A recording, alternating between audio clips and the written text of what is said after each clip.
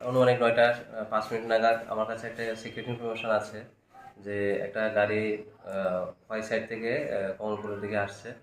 তো কি গাড়ি? একটা মহিন্দ্রার মহিন্দ্রার গাড়ি।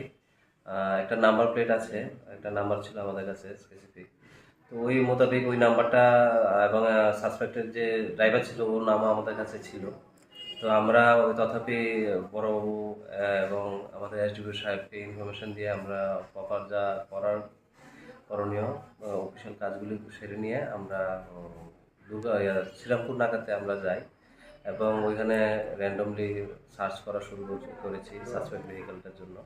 তো সাডেনলি আমাদের যে ইনফরমেশন ছিল ওই মোতাবেক একটা গাড়ি আমরা রিটার্ন করতে পারি নাগাতে এবং যে ড্রাইভার সিটে ছিল ওর নামও যে ইনফরমেশনটা ছিল ওটার সাথে ম্যাচ করেছে। তারপরে তথাপি আমরা গাড়িটা সার্চ করে টোটাল ১৫২ প্যাকেট গাঁজা পেয়েছি, যার টোটাল ওয়েট হচ্ছে ৮৫.৫০০ কেজি।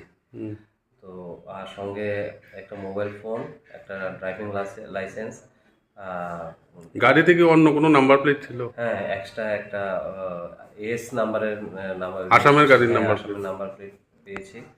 আর এতটুকুই আমাদের যে রিকভারি। তো এখানে ডিসিএম স্যার ছিল, আইজিপি স্যার ছিল, বড়বাবুর সাথে আমরা পুরো প্রসেস শেষ করে তাদেরকে থানায় নিয়ে একজনকে থানায় নিয়ে এসে এফআইআর করা হয়েছে স্পেসিফিক সেকশন। ঠিক।